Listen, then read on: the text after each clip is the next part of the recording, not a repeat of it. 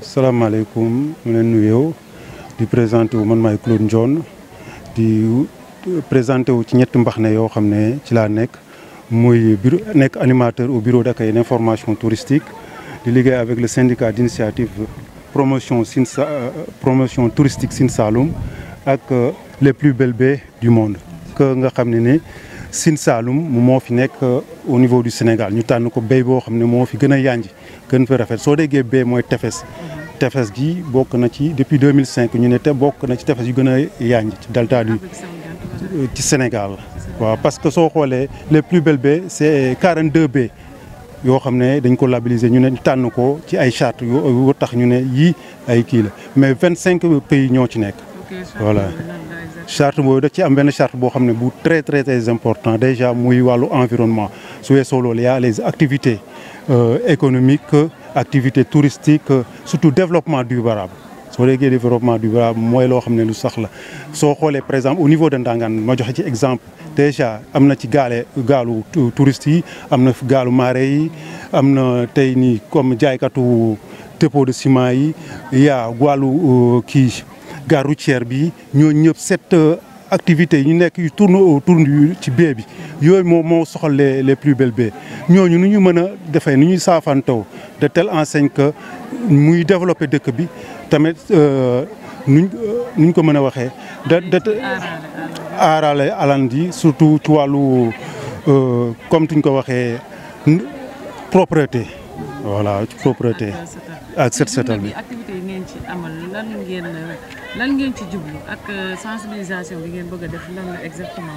waaw journée bi tey dañ ko marqué déjà dañoo ne journée de nettoiement la boobu président déjà moo ci njëkk woote depuis le 1er mais ñun ci wàllu les plus belles baies dañ ci ñëw muy nekk journée le 5 journée de l'environnement le 8 nekk journée des océans ñu cumulé ko def ko benn bés boo xam ne ñu ne dañ ciy def journée du nettoiement ànd ceeg waa UCG ñoo xam ne loolu seen yitte la saa su ne muy seen gagne-pain ñu leen comme ñoom dañuy ñëw ci wàllu set setal dañ leen ci woo ñu am ci taxawaay bu rafet macha allah ñu ànd ceeg ak yenn partenaires woo xam ne waa Agrosel la nekk ci wàllu xorom bi ñu ànd ceeg aussi waa Eiffage ñu nekk fii di liggéey fii taxaw ci taxawaay bi macha allah daanaka lii fi am yëpp ñoo ko mobiliser.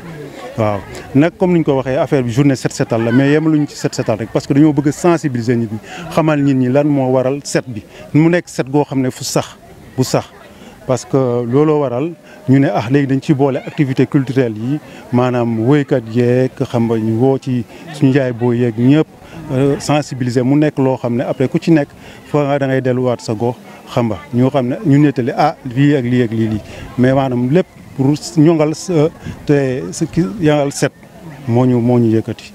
Voilà. Oui. Bonjour, moi je m'appelle Malick Ndiaye. Je suis le coordonnateur QHSE de la zone centre pour l'entreprise Eiffage.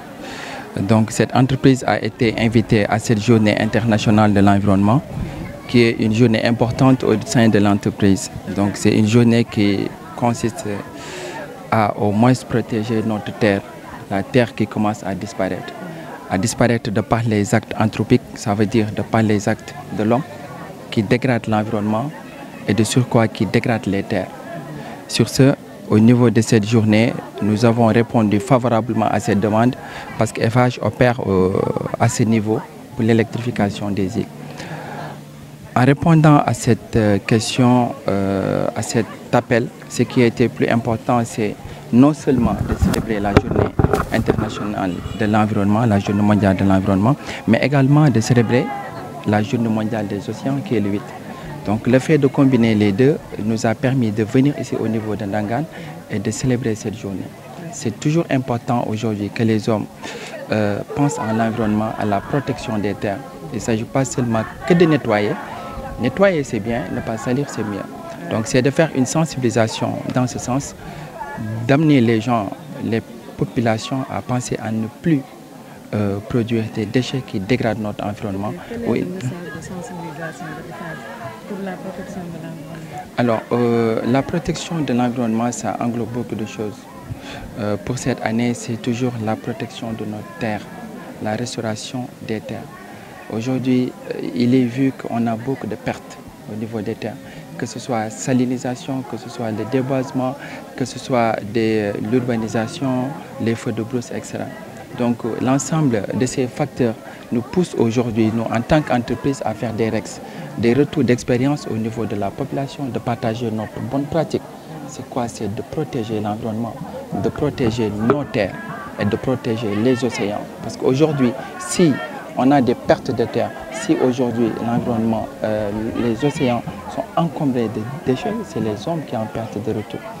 Et là, c'est important aussi de lancer un message important pour les gens qui sont au niveau de Ndangan, pour les dire ce que nous sommes en train de faire au niveau des océans, ce que nous sommes en train de faire au niveau de l'environnement, ça retourne contre l'homme.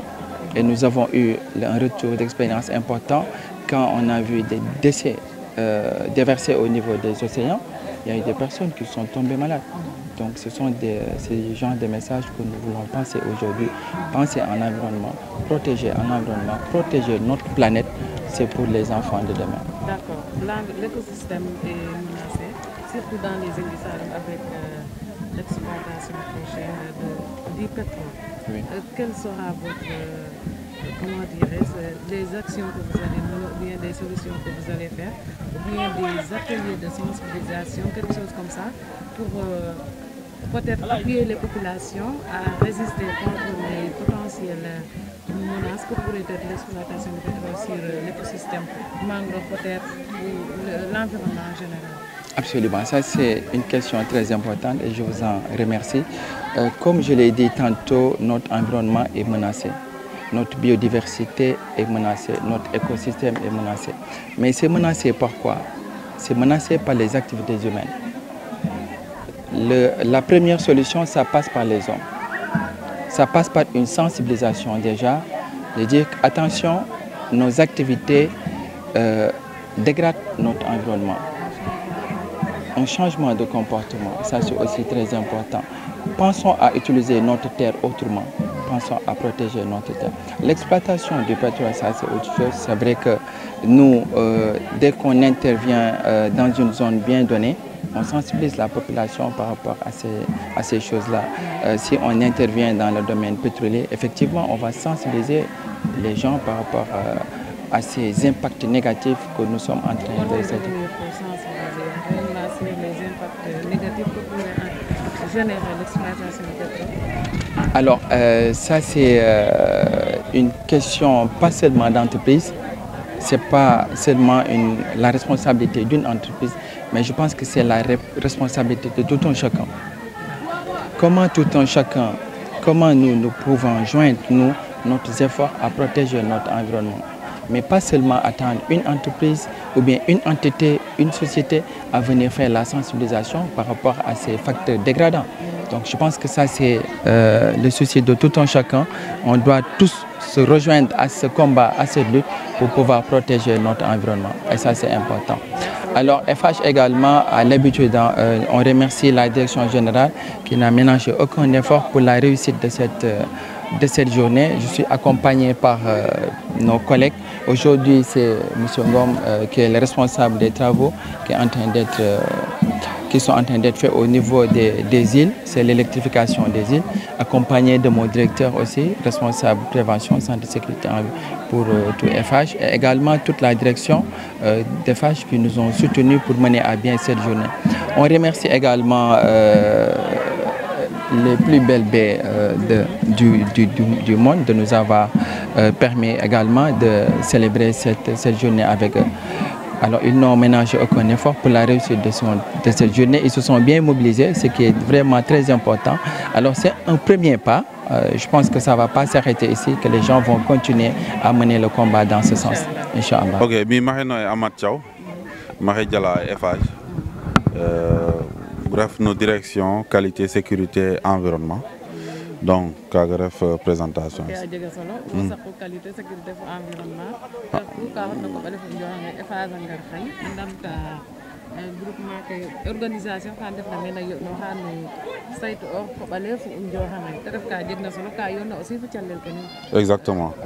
Mi kam représenter direction qualité sécurité environnement mais jegay c'est kala andona mina géran te jeg c'est kala la andona o collègue seleng na ena misira te na géran mais comme ka njego activité mugo on Sénégal kam garne accompagner équipe ne def na mek waaw a jega solo kenalel protection ar fay imbarna ar ci ganam ke mais ingedna voilà ken taw ingaro ndamoyo no chalel ke njegna mek mbio tout pour que manifestation ne jegna xay awago ref ka anone réussite ref ka quoi ref ka ando aussi ñu mën a mbi ten message sensibiliser wiin we ngir moƴo saytu o a koɓale fo o njoxan rek xa ref message nu mbaag ka ngir moƴo saytu o ok message ne nges ne i leya teen message ne eetna ten ref xaye ka i njego journée na andoona yee ka i njema leel pour fop a mos mais ware foda no leela rek yaam waaga leel o feet